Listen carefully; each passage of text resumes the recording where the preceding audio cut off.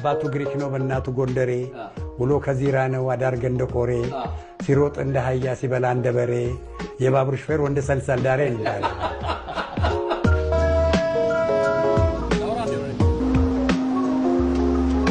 ባቡር ሚነዳ ምንድን ነው ይባላል? ኮንዳክተር አዎ ረዳቱ ደግሞ ኤር ኮንዳክተር በሙዚቃ ኮንዳክተር ነው ይሄኛው ኮንዳክተር ነው ዋው እርሶ ስንት ዓመት አገለገሉ? 33 ዓመት አባቶቻችን ለኛ ይሄን አስረከቡ እኛ ደግሞ እዚህ ቤት በመስራት ልጆቻችን አሳደግን ልጆቻችን ደግሞ ይሄንን ታሪክ ቀስመው የኛን ፈለግ ይዘው ይሄንን ቤት ያደጉበት ቤት ስለሆነ ማገልገል ይችላል ወደፊት እኔ ባሁኑ ሰዓት እዚህ መጥቼ ና ብለው ስራ ቢሉኝ ልጆቼን ያሳደገ መስሪያ ቤት ስለሆነ እኔ በነፃ ብሰራ ደስ ይለኛል አዎ እና ትልቁ ስሜት አሁን የምንሄድበት ሀዲድ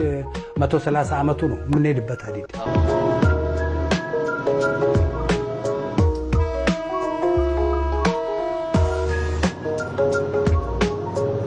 ያሁኑ ባቡር ሳይሆን የመጀመሪያው የኮንትራክተሮቹ የነበሩት እነሱ ናቸው ልክ እነሱ እንደመጣው እኔ ወደዚህ መጣ እዚህ ላይ በመምጣቴ አሁንም የድሮም ማቀው ነው ሰውንም አካባቢውንም ስለዚህ ምንም ቅር የሚለኝ ደስተኛ ቀደም ሲል ሲነግሩኝ ነበር ከድሬዳዋ አዲስ አበባ ሲመላለስ ባቡር ስንት ብር ነበር? 13 ብር ለምን 10 ብር ጀምሮ 13 ብር ሶስተኛ ማድረግ ነው ማረግ አለ ሁለተኛ 20 ብር አይሞላም 25 ብር ነው አንደኛ ማድረግ እያለ ምንም ነገር የለውም ኩርሲና እዚህ ምድር ባቡር ውስጥ አያት አባት ልጅ ተተካክተው የመስራት ነገር አለ ምንድነው ስል የኔነት ስሜት የተቋም ፍቅር እንዲያድርባቸው የሚል ነገር አለ እስቲ ስለዚህ አሁን እኛ ጋር እንዳልከው ቅድም ፊሽካ ይነፋኝ ነበር ሰውዬ አሁን እሱ ኢንስፔክተር ነው አሁን በአሁኑ ሰዓት ኢንስፔክተር ነው ግን ያኔ ልጅ ነበር አባቱ ባቡር ነጂ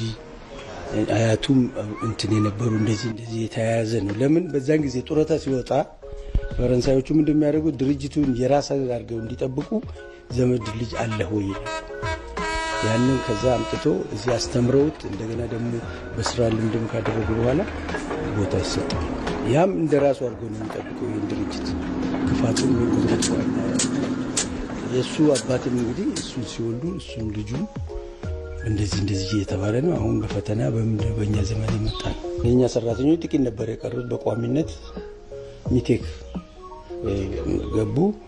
የሚፈልጉትን ሰራተኞች ያዙ ከዛ በኋላ የሚቀጥሉትን በ55 እንዲወጡ ተደረገ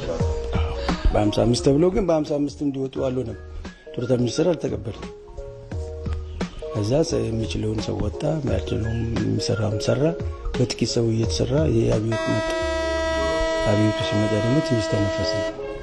ነው ስራ ነው ያውኑ አዎ እሱ ከመጣ በኋላ ሰራተኛው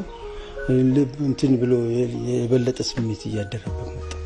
እነሱ በመሄዳቸው ራሳቸው ትልቅ ነገር መጀመሪያ ብንጨውም የምታመጣው ነገር አልነበረማ አሁን ራሳቸው ከነሱ ጋር እንትን ስለሆነ ስለለቀው አሁን ብዙ ሰራተኞች በጡረታ የተባረሩት ሁሉ እንዲሰሩ የሚችሉት ሁሉ እየገቡ እየሰሩ እንደገና ተመለሱ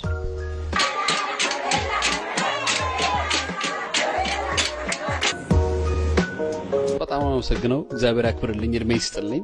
ክቡራን ተመልካቾች ከነዚህ ሁለት አንጋፋ የባቡር ነጂዎች ወይም ደግሞ ኮንዳክተሮች ጋር ቆይታ አደረኩ ደስ የሚል አንደበታቸው የሚጣፍጥ ቆንጆ ጨዋታ አድርገናል ድሬዳዋኑ እሁድ ሁሌም በዚህ የድሮ ባቡር ትሪፕ አለ ልዩ ትዝታ ልዩ ስሜት አሳድራችሁ ትሄዳላችሁ መልካም ጊዜ ይሁንላችሁ አንተነህ ደግፌ ነኝ ከድሬዳዋ ምድር ባቡር ለኢትዮጵያ ቴሌቪዥን